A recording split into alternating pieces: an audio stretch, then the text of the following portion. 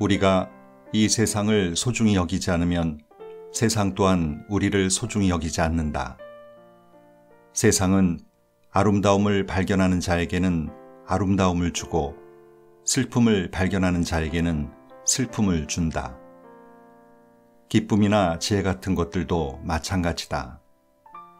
세상은 우리가 생각하는 것의 반영이다.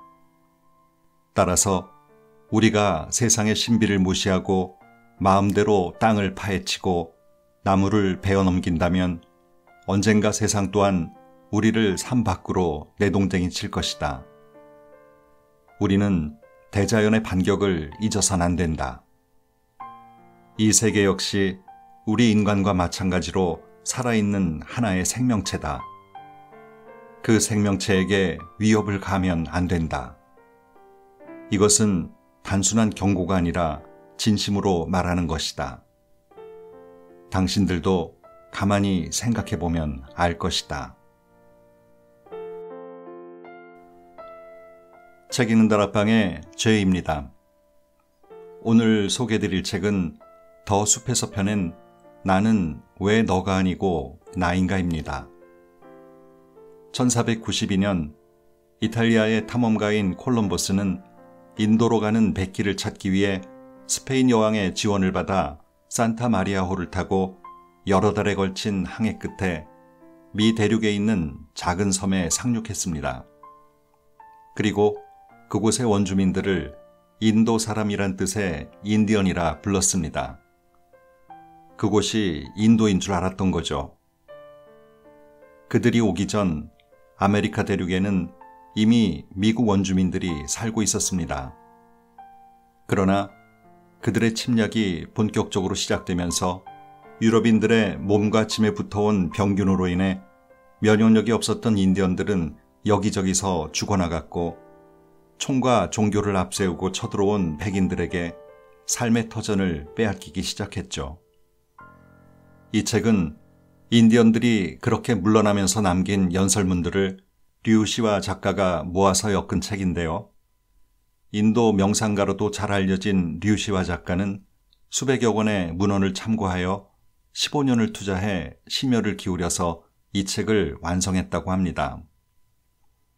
이 연설문을 통해서 자연의 일부로 살아가는 인디언의 정신과 삶의 태도, 그리고 그들의 슬픈 역사를 엿볼 수 있었는데요. 문명의 이기만을 좇아 살아가고 있는 지금의 우리에게 정작 필요한 것이 무엇인지를 절절히 느끼게 합니다. 오늘은 작가의 서문인 인디언의 혼을 갖고 태어나, 그리고 이 연설문들 가운데 명연설로 꼽히는 시애틀 주장의 연설문을 소개해드리겠습니다.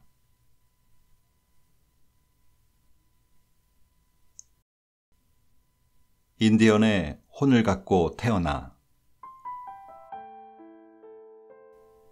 바람이 자유롭게 불고 햇빛을 가로막을 것이 아무것도 없는 드넓은 평원에서 나는 태어났다. 들소 가죽으로 만든 인디언 천막이 나의 집이었다. 첫 숨을 들이쉬는 그 순간부터 마지막 숨을 내쉬는 순간까지 우리 인디언은 자연과 하나 된 삶을 살았다. 우리는 대지의 일부분이며 대지는 우리의 일부분이었다. 천막을 열고 밖으로 나가면 언제나 신비가 우리를 맞이했다. 세상은 경이로 넘치고 대지 전체가 곧 학교이며 교회였다. 우리의 삶 속에는 단 하나의 의무만이 있었다. 그것은 기도의 의무였다. 기도는 눈에 보이지 않는 영원한 존재를 날마다 새롭게 느끼기 위한 방법이었다. 아침마다 우리는 물가로 나가 몸을 정결하게 씻고 떠오르는 태양 앞에 마주섰다. 새롭고 부드러운 대지, 그 위대한 침묵 앞에 홀로 서 있었다. 우리 얼굴 붉은 사람들에게 종교는 홀로 있음과 침묵 속에서 이루어지는 신성한 것이었다. 우리는 우리를 구원해줄 메시아를 기다리지 않았다. 우리에게는 구세주가 필요 없었다. 이 대지 위에서 우리는 언제나 행복했다. 인디언 아이는 때가 되면 혼자서 멀리 산꼭대기로 올라가 하루나 이틀 동안 금식을 행하며 위대한 신비의 힘 앞에 자신을 내맡겼다. 모든 생명을 에워싼 위대한 신비를 사랑하고 자연을 사랑하고 사람과 대지를 사랑하는데 삶의 근원이 있음을 우리는 배웠다. 삶에서 우리는 다른 것을 추구하지 않았다. 물질이나 소유는 우리가 좇는 것이 아니었다. 이 대지가 조상으로부터 물려받은 것이 아니라 우리의 다음 세대들에게서 잠시 빌린 것임을 우리는 잊지 않았다. 그래서 그것을 소중히 다뤄 다음 세대에게 돌려줘야 한다는 것을. 우리는 자연을 완성된 아름다움으로 여겼으며 그것을 파괴하는 것을 신에 대한 모독이라고 생각했다. 그 대신 우리는 늘 고마움을 전하며 살았다. 밤과 낮을 쉬지 않고 운항하는 어머니 대지에게, 우리의 숨결이 되어주고 새의 날개를 지탱해주는 공기에게, 자연의 비밀과 자유를 일깨워주는 우리의 형제자매인 동물들에게, 머물렀다가 또 여행해가는 순결한 물에게, 그리고 우리를 잠에서 깨어나게 하는 태양에게. 약초를 캘 때도 처음 만나는 것은 캐지 않았다. 우리는 그것을 할아버지 약초로 여겼으며 그에게 선물을 바치고 허락을 구한 뒤 다른 약초를 찾아 나섰다. 우리는 필요한 만큼만 땅에서 취하고 취한 만큼 돌려주었다. 우리가 가진 것, 자연으로부터 받은 것에 대해 잊지 않고 감사기도를 올렸다.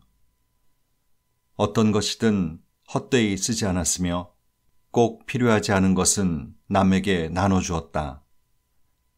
사냥을 할 때도 우리의 화살이 사슴을 죽이는 것이 아니었다. 화살이 아무리 강하다 해도 그 사슴을 죽이는 것은 자연이었다. 어렸을 때 나는 부족의 어른과 함께 산길을 걷다가 지팡이가 필요해 작은 나뭇가지 하나를 꺾었다.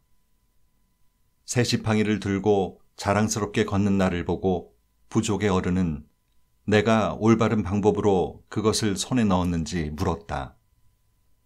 나무에게 허락을 구했는가? 꼭 필요한 만큼만 잘랐는가? 나무에게 선물을 바쳐 감사 표시를 했는가? 그냥 나뭇가지를 잘랐을 뿐이라고 대답하자 그 어른은 나를 데리고 나무에게 가서 가지가 잘라진 부분을 만지게 했다. 그리고 무엇을 느끼느냐고 물었다. 내가 축축한 것이 느껴진다고 하자 그는 말했다. 나무가 울고 있기 때문이라고. 그러면서 그는 자연에게서 무엇을 취할 때는 반드시 그 주인에게 허락을 구해야 한다고 말했다. 우리는 가난하지만 풍요로웠다. 혼자만의 소유는 죄를 짓는 일이나 마찬가지였다. 문명인을 자처하는 얼굴 흰 사람들이 몰려왔을 때 우리는 그들에게 먹을 것을 베풀고 농사지을 땅을 내주었다. 그러자 그들은 땅에 울타리를 치고 그곳을 자신들의 소유라 주장했다. 그리고 언제나 더 내놓으라는 말만 되풀이했다. 땅은 누구도 소유할 수 없는 것이다. 땅은 우리의 어머니이며 그 어머니는 자신의 자식들인 동물과 새, 물고기, 인간을 똑같이 먹여 살린다. 하지만 얼굴 흰 사람들은 뭐든지 금을 긋고 그것들이 오직 자신의 것이라고 말했다. 그들은 자연을 길들여지지 않은 야생의 세계로 여기고 우리를 야만인이라 불렀다. 하지만 우리에게 야생이란 없었다. 우리에게는 다만 자유가 있었을 뿐이다. 자연은 질서에 순종하지만 문명은 그 질서를 깨려고 노력한다. 자연은 순하고 부드러우며 생명력으로 넘치는 곳이다. 자연과 가까이 사는 사람은 결코 공격적이지 않다. 공격적인 것은 지나친 욕망을 자극하는 도시 문명에서 일어나는 일이다. 자연 속에서는 필요 이상의 욕망이란 없다. 우리 인디언은 위대한 신비가 만들어 놓은 대로 세상의 것에 만족하고 손대지 않았다. 하지만 얼굴 흰 자들은 달랐다. 그들은 자신들의 마음에 들지 않으면 강이나 산을 마구 바꿔버리기 시작했다. 그들은 그것을 창조라고 부르지만 우리의 눈에는 철없는 파괴로 보일 뿐이었다. 무엇보다 우리는 문자가 아니라 가슴에서 나오는 말을 더 신뢰했다. 어린 시절부터 우리는 사람들 앞에서 연설하는 법을 배웠다. 그것은 부족회의에서 혹은 다른 부족과의 대화에서 종교적인 의식에서 대대로 전해져 오는 설화와 전설을 이야기하는 자리에서 또한 전투를 독려할 때도 유감없이 발휘되었다.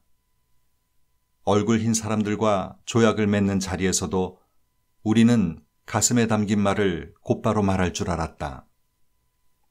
우리는 본질을 피해 말을 빙빙 돌리는 것을 매우 싫어했으며 얼굴 흰 사람들의 그런 태도를 이해할 수 없었다.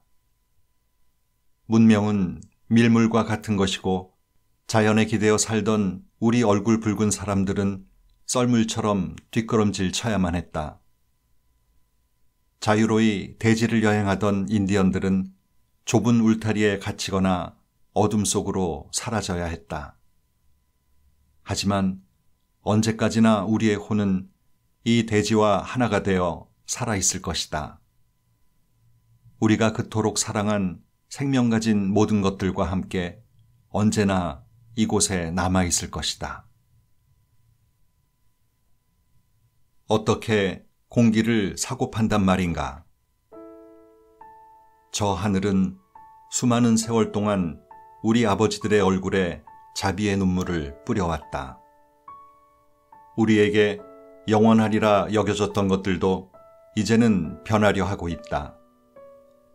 오늘은 맑은 하늘이지만 내일은 구름으로 뒤덮일지 모른다. 하지만 지금 내가 하는 말들은 영원히 지지 않는 별들과 같으리라. 나 시애틀이 하는 말은 믿어도 좋다.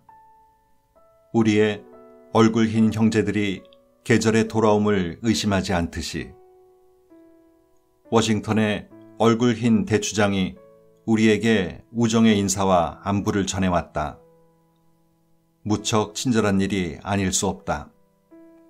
그에게는 우리의 우정이 그다지 필요 없기 때문이다. 그의 부족은 숫자가 많다.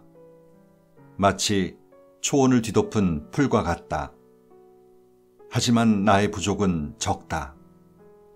폭풍이 휩쓸고 간 자리에 드문드문 서 있는 들판의 나무들처럼.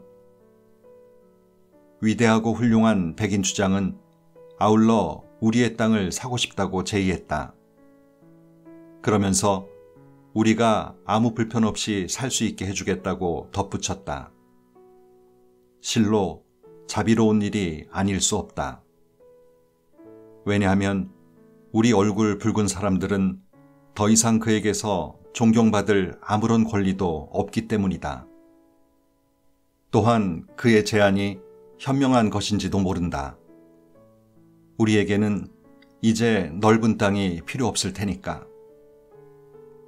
바람에 밀려오는 파도가 조개들 널린 바닥을 뒤덮듯이 우리 부족이 모든 대지를 뒤덮었던 시절이 있었다.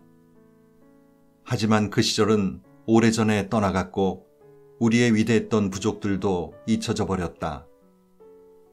우리가 다 사라진다 해도 나는 슬퍼하지 않으리라. 얼굴 흰 형제들이 이 대지를 다 차지한다 해도 나는 그들을 비난하지 않을 것이다. 그것은 누구의 책임도 아니며 우리 자신의 책임이기도 하니까. 우리의 젊은이들이 얼굴 흰 사람들의 부당한 행동에 화가 나 자신들의 얼굴에 검은 칠을 했을 때 그들의 가슴 역시 검게 변해버렸다.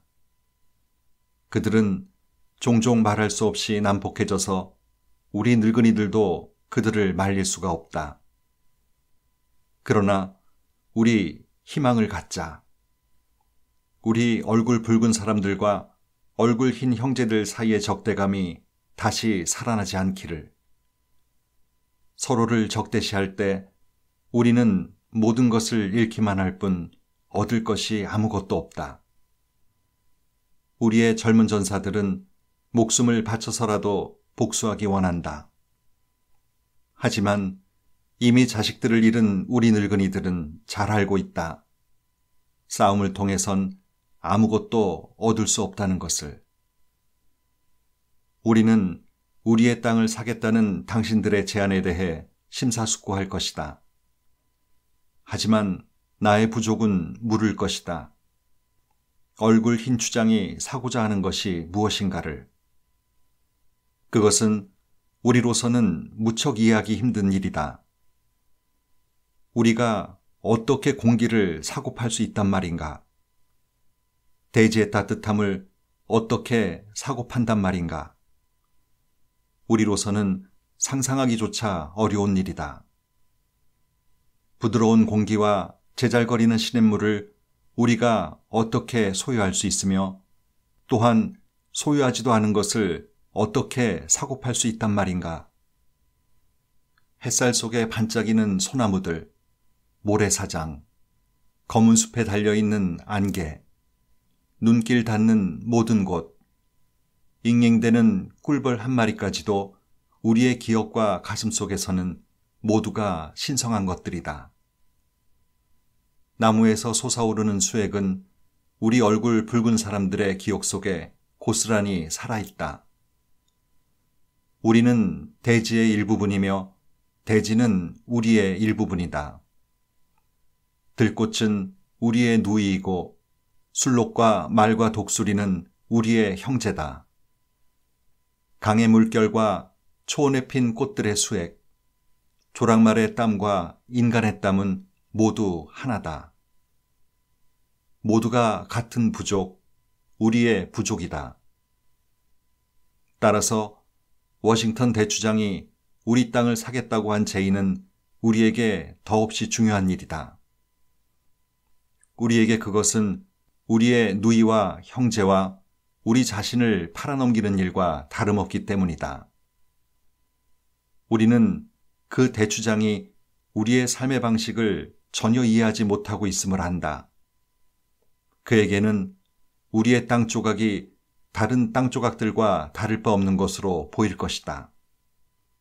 그는 자신에게 필요한 땅을 손에 넣기 위해 한밤중에 찾아온 낯선 자다. 대지는 그의 형제가 아니라 적이며 그는 대지를 정복한 다음 그곳으로 이주한다. 그는 대지에 대해서는 아무것도 상관하지 않는다. 어머니인 대지와 맏형인 하늘을 한낱 물건처럼 취급한다. 결국 그의 욕심은 대지를 다 먹어치워 사막으로 만들고야 말 것이다. 아무리 해도 이해가 가지 않는다. 우리의 방식은 당신들의 방식과는 다르다.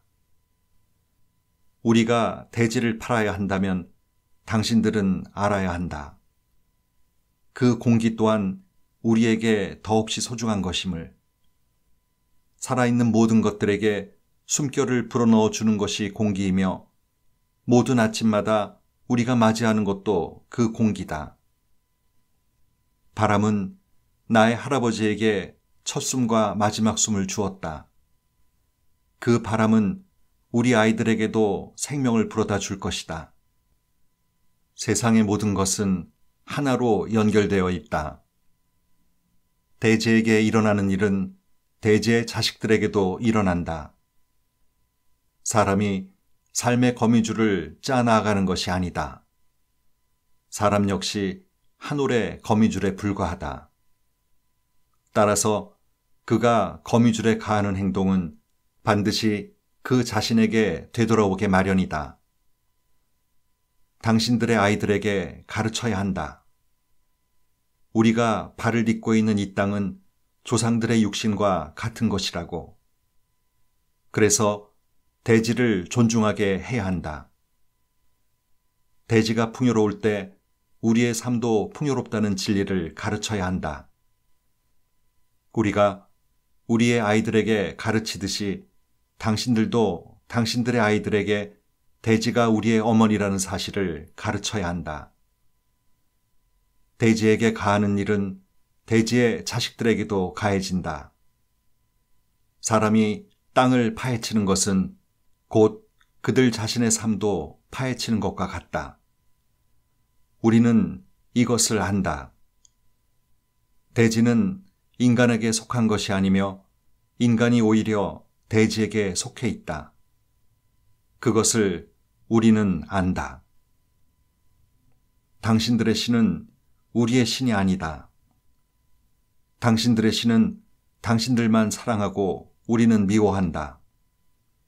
그 신은 강한 두 팔로 얼굴 흰 사람들을 사랑스럽게 감싸 안으며 마치 아버지가 어린 아들을 인도하듯 그들을 인도한다.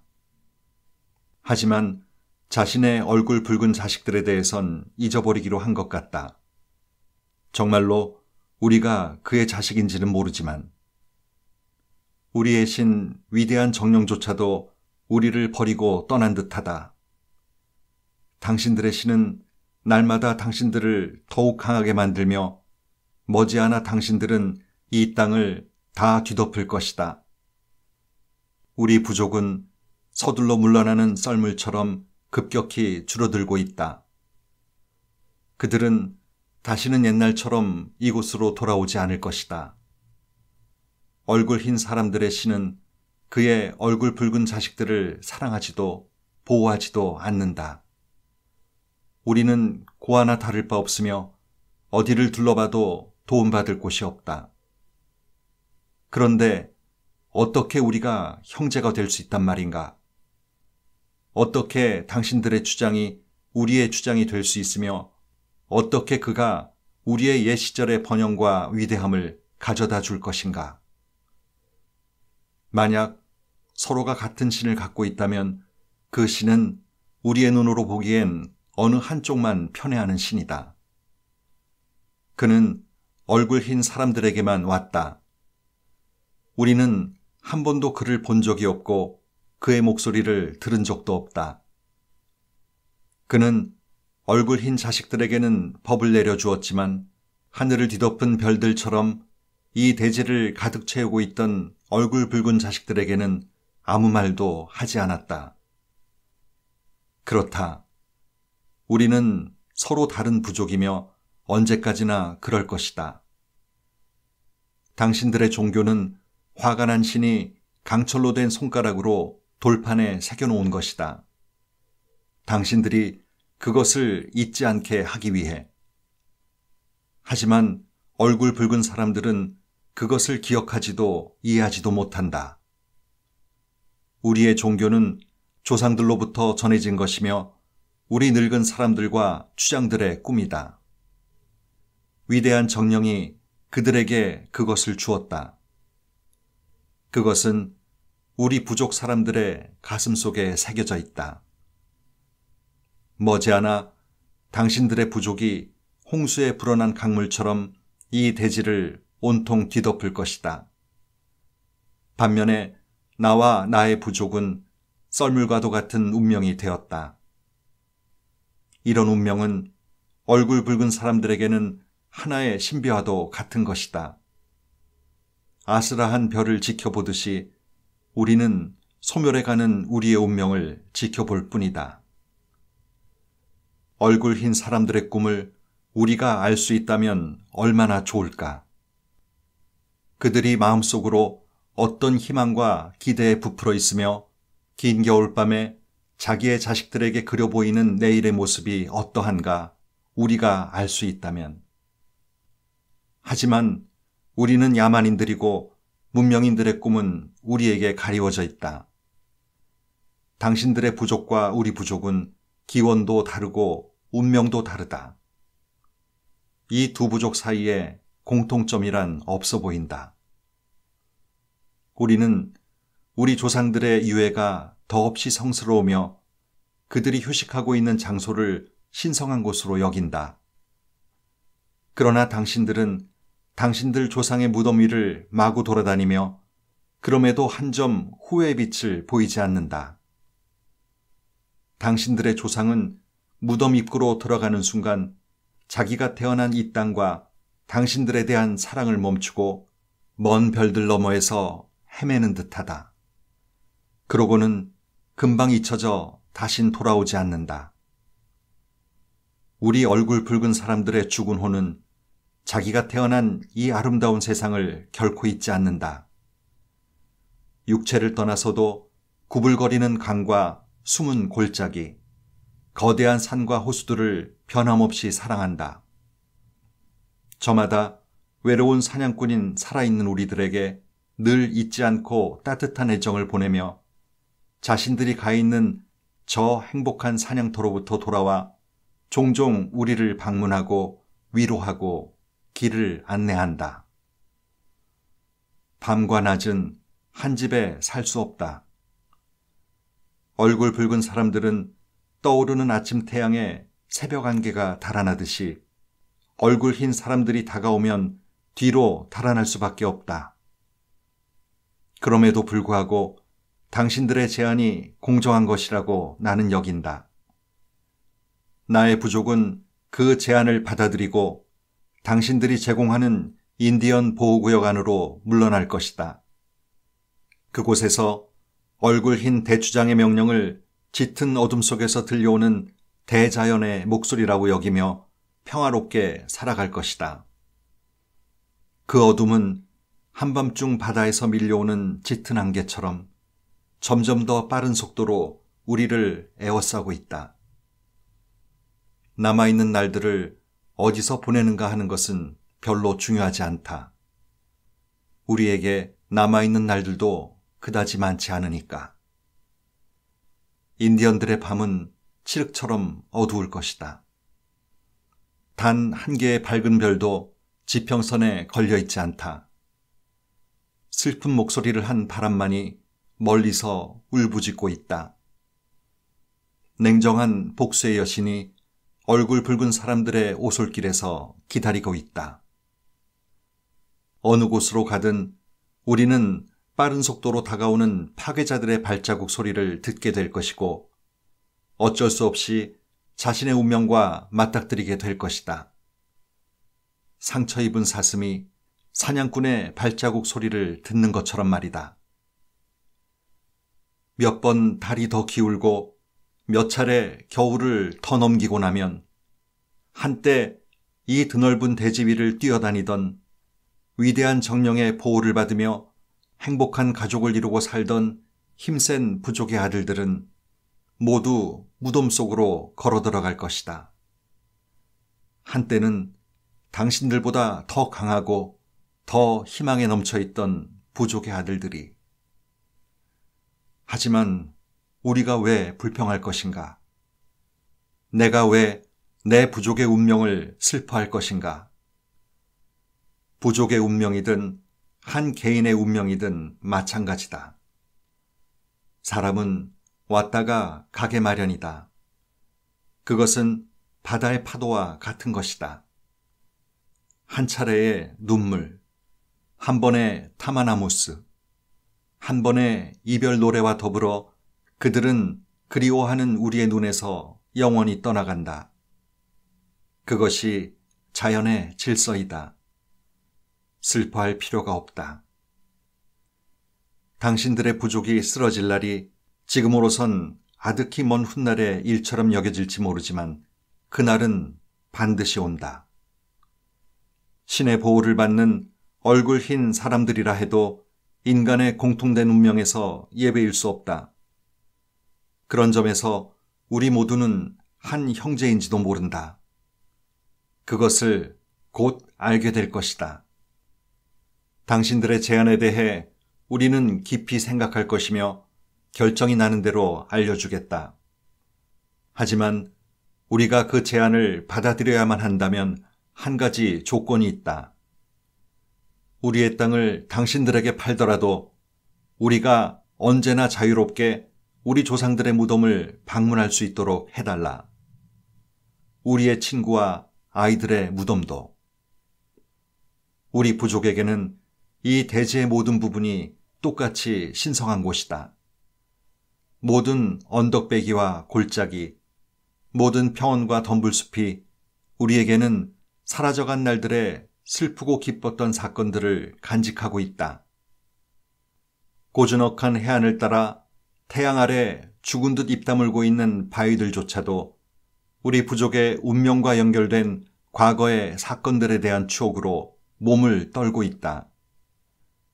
지금 당신들이 서 있는 이 흙도 우리 부족의 발이 닿으면 훨씬 더 다정하게 반응한다. 이 흙은 우리 조상들의 뼈로 이루어졌고 당신들의 굳으시는 발보다 우리의 맨발에 더 잘 어울리기 때문이다. 짧은 계절 동안 이곳에서 즐거운 삶을 누렸던, 지금은 이름조차 잊혀진 흩어진 전사들과 그리운 어머니들, 마음씨 좋은 아주머니들과 아이들은 아직도 이곳의 장엄한 침묵을 사랑한다.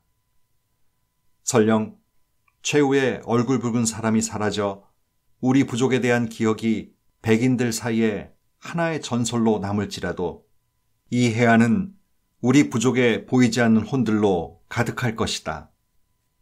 따라서 먼 훗날 당신의 아이들이 황야에서, 슈퍼마켓에서, 고속도로 위에서 혹은 고요한 산림 속에서 자기가 혼자라고 느낄지라도 그들은 결코 혼자가 아닐 것이다.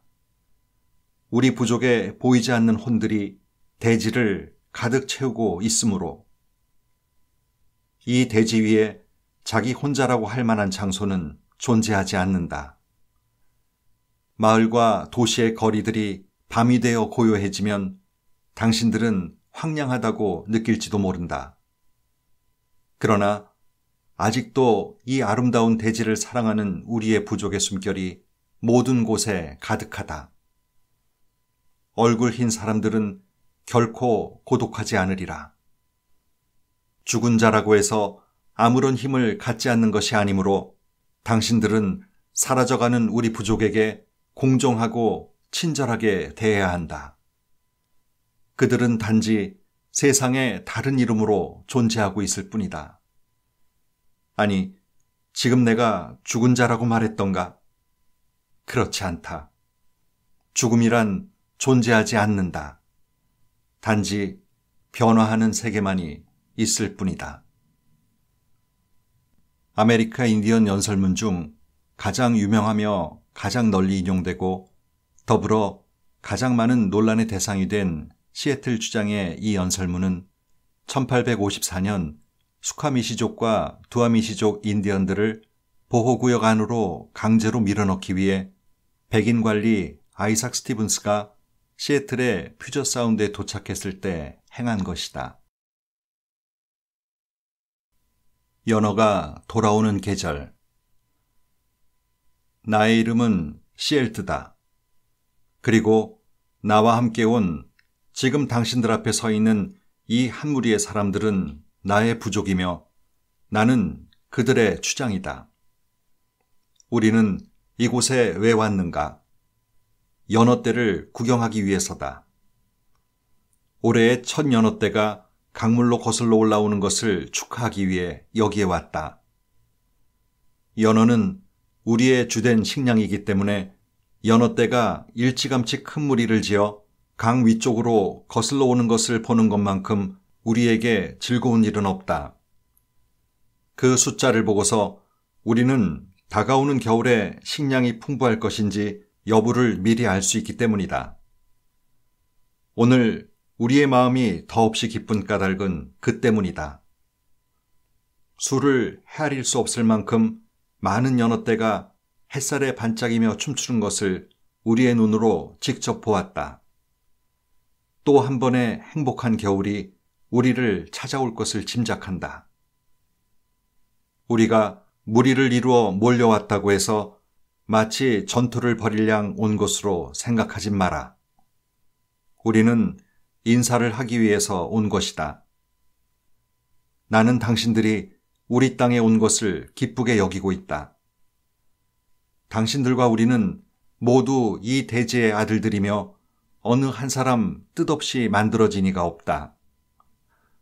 그런데 한 가지 당신들에게 묻고 싶은 것이 있다.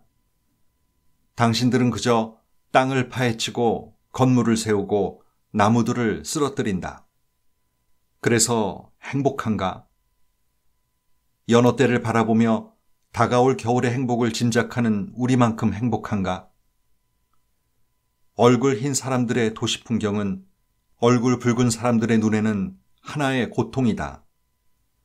하지만 그것은 어쩌면 우리 얼굴 붉은 사람들이 야만인이라서 잘 이해하지 못하기 때문인지도 모른다. 당신들의 도시에는 조용한 장소라는 곳을 찾아보기 힘들다. 봄에 나뭇잎 돋는 소리를 듣거나 곤충의 날개가 부스럭거리는 소리를 들을 만한 곳이 없다. 당신들의 도시에서 들리는 소음은 귀를 욕되게 할 뿐이다. 인디언들은 물 웅덩이 수면으로 내리꽂히는 바람의 부드러운 소리를 좋아한다. 한낮에 내린 비에 씻긴 바람 그 자체의 냄새를 좋아한다. 소나무 향기도 마찬가지다. 얼굴 붉은 사람들에게 공기는 더없이 소중한 것이다.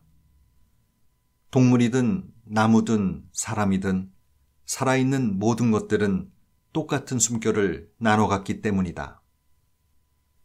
죽은 지 며칠 지난 사람처럼 당신들의 도시에 사는 사람들은 악취에도 아무런 반응이 없다. 이런 식으로 자신의 잠자리를 계속 파헤치고 더럽힌다면 어느 날 밤인가 당신들은 스스로의 폐허에서 숨이 막혀 깨어날 것이다.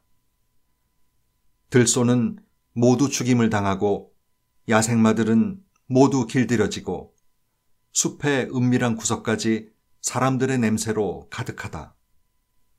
그리고 산마다 목소리를 전하는 전선줄이 어지럽게 드리워져 있다. 덤불숲은 어디에 있는가? 없어져 버렸다. 독수리는 어디에 있는가? 사라져 버렸다. 들짐승이 사라지면 인간이라는 것이 무슨 의미가 있는가? 들짐승들이 저 어두운 기억의 그늘 속으로 사라지고 나면 인간은 혼의 깊은 고독감 때문에 말라 죽고 말 것이다. 모든 것은 하나로 연결되어 있다. 짐승에게 일어나는 일은 똑같이 인간에게도 일어난다. 당신들이 온 이후로 모든 것이 사라졌다. 그러니 사냥이니 날쌘 동작이니 하는 것에 대해 굳이 작별을 고할 이유가 무엇인가? 이제 삶은 끝났고 살아남는 일만이 시작되었다. 이 넓은 대지와 하늘은 삶을 살 때는 더없이 풍요로웠지만 살아남는 일에는 더없이 막막한 곳일 따름이다. 연어 때를 보았으니 이제 나와 나의 부족은 행복한 얼굴로 돌아간다. 어쩌면 또 한 번의 행복한 겨울은 짐작에 그칠 뿐 나의 부족에게 다시 찾아오지 않을 꿈일지도 모른다. 우리는 당신들 얼굴 흰 사람들에게 밀려 살아남기 위해 막막한 겨울 들판으로 뿔뿔이 흩어져야 할지도 모른다. 그러나 오늘 우리의 눈으로 직접 본 연어 때의 반짝이는 춤을 나의 부족은 잊지 못할 것이다. 이것으로 내 말을 마친다. 이 연설은 얼굴에 내리는 비의 것으로 알려지기도 했으나 시애틀 주장의 연설로 확인되었다. 1850년 여름, 황금을 찾아 엘리엇만 해안에 도착한 한 무리의 백인들에게 이 연설을 한 것으로 전해진다. 오타와족 검은새가 말하듯이 아메리카 인디언 연사들이 자신들의 생각을 주의 깊게 정리하는 습관을 갖게 된 것은 그들이 젊었을 때 곧잘 침묵의 장소에 가서 며칠이고 명상에 잠기곤 했기 때문이다. 그것이 인디언들의 어려서부터의 전통이었다. 그들은 새가 지저귀는 소리에 귀를 기울이고 숲이 가진 위엄과 아름다움에 시선을 던졌다. 하늘에 떠다니는 바위산 같은 거대한 구름의 물결, 여름 저녁 하늘의 황금빛 색조, 자연의 숨막히는 변화들이 늘 신비한 의미로 다가왔다. 그 모든 것이 명상에 잠긴 인디언이 자신의 마음을 비춰보는 훌륭한 대상이 되었다. 아메리카 인디언들의 연설은 단순하고 시적이며 화살처럼 듣는 이의 가슴에 곧바로 날아와 꽂힌다. 그리고 흰 눈밭에 피를 흘리며 죽어간 새를 보는 것처럼 한 번 들으면 잊히지 않는 생생함을 간직하고 있다. 그들은 말을 할 때 신중하게 단어를 선택했고 가슴으로부터 분명하게 이야기했다. 사람의 힘이 더해지지 아니하고 저절로 생겨난 산, 강, 바다, 식물, 동물 따위의 존재를 자연이라고 정의합니다. 사람도 자연의 일부인데 이 사람이 힘을 가해 만들어낸 것들은 자연을 거스르는 부자연스러운 것들이 됩니다. 지금 우리가 겪고 있는 세계적인 재난들, 기후변화, 환경오염, 팬데믹은 자연스러움을 거스른 결과가 아닐까요? 오늘도 좋은 하루 보내세요.